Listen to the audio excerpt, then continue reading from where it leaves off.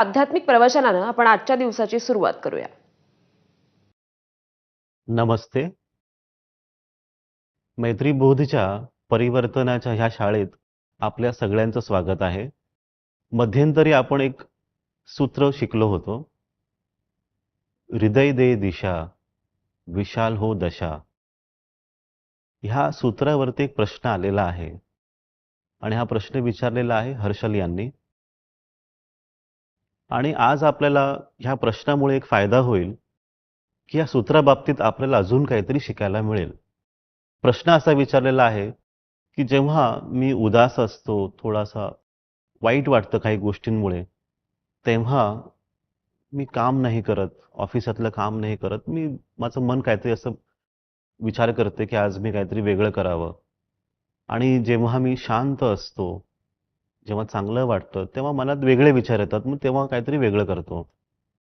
मग ह्या दोघांमधून मला काय निवडायचं आहे? मला नेमकं काय करायला हवं अशा वेळेस? तर आपण मैत्रीबोध परिवार आपण काय शिकवतो इथे तुम्हा सगळ्यांना, जे तुमच्या आतमध्ये तुम्हाला वाटतं, तुमच्या हृदयाला जे वाटतं ते तुम्हाला करायचं असतं. तुमची भावना काय आहे, आंतरिक भावना काय आहे, त्याप्रमाणे तुम्ही काम करा.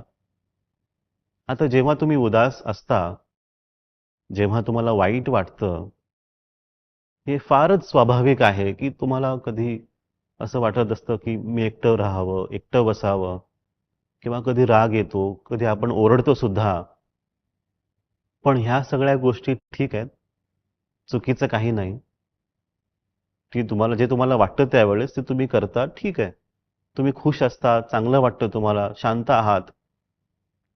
मग तेव्हा असं वाटतं की आपण सगळ्यांना बोलावं आणि थोडंसं आनंदोत्सव करावा, आपण पार्टी करावी, असं तुम्हाला काही वाटत असेल त्यावेळेस. पण दोन्ही अवस्था तुम्ही पाहिलात तर योग्यच आहेत, नॅचरल आहेत, स्वाभाविक आहे. त्याच्यावरती प्रश्न येण्याचं काहीच कारण नाहीये. जेव्हा जे वाटतं ते तुम्ही करा. आपण हे शिकवतो की तुम्हाला आतमधून जे वाटतं तसं करा. आता आपण असं पण विचार करू शकतो की घरी तुम्ही आहात, सकाळी थोडा उठताना उशीर झाला आणि कंटाळा आला, आज असं वाटतं की आज आपण जाऊच नाही ऑफिसात. मग आपण ऑफिसात फोन करतो आणि मग त्यांना सांगतो की आज आजी वारली आहे, हे खोटं कारण. आणि किंवा फिरायला जायचं असेल तर म्हणून आपण काहीतरी सांगतो की मुलाच्या शाळेत बोलवलंय, पॅरेंट्स मीटिंग आहे म्हणून. हे आपण सर्रास खोटं बोलतोय. आणि ह्याच्या पाठचं कारण काय आहे की दादाश्रीजींनी सांगितलंय मैत्रीबोध परिवारामध्ये की जे तुम्हाला योग्य वाटतं ज्यावेळेस ते करा. तर असं आहे का टीचिंग? तर नाही. इथे काय आहे की तुमच्या शरीराला असं वाटलं की कंटाळा आला म्हणून आराम करावा, मनाला असं वाटलं की फिरायला जायचं, चला फिरायला जाऊ म्हणून काहीतरी खोटं कारण द्यावं. पण एकदा तुमच्या हृदयाला विचारा, आतमध्ये जा, तुमचा आतला आवाज तुम्हाला काय सांगतोय अशा वेळेस, ते महत्वाचं आहे. ते तुम्ही ऐका. सकाळी उठाल आणि कळत नाही काय करावं, आतमध्ये जाऊन एकदा विचारून पहा.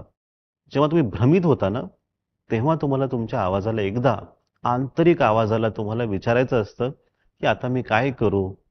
आणि हा आतला आवाज नेहमी तुम्हाला कर्तव्य पार करण्यासाठीच प्रेरित करत असतं. तर हा जो गोंधळ झालेला असतो कधी कधी की अरे मला जे वाटतं मी काही पण करेन, असं नाहीये.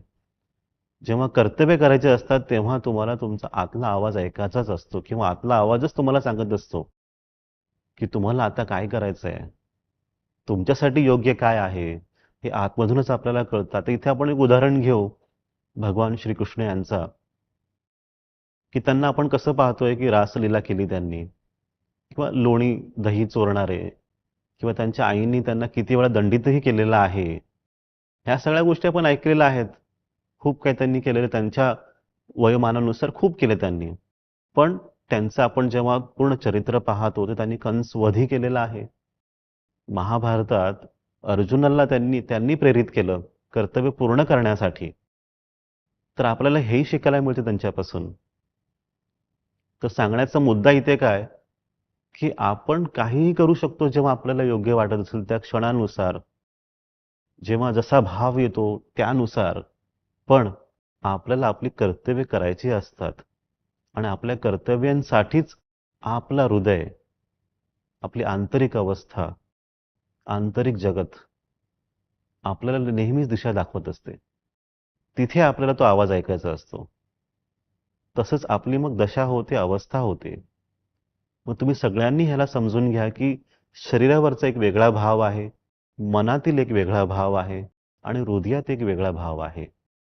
तर आपल्याला एक अजून स्टेप करावी लागेल, थोडं अजून खोल जावं लागेल आणि आपल्या आंतरिक भावनेला अनुभव करावा लागेल. जेव्हा तुम्ही कराल, तेव्हा तुम्हाला समजेल, की मला नेमकं काय करायचं आहे. तर ह्या उत्तरावरती तुम्ही थोडं चिंतन करा ह्या आठवड्यामध्ये. काही प्रश्न असतील तर पुन्हा विचारा. आपण काहीतरी शिकू ह्याच्या बाबतीत अजून. पुढच्या आठवड्यात आपण एक नवीन विचार घेऊन, एक नवीन सूत्र घेऊन पुन्हा भेटू. आपल्या सगळ्यांचं कल्याण हो. आपल्या सगळ्यांचं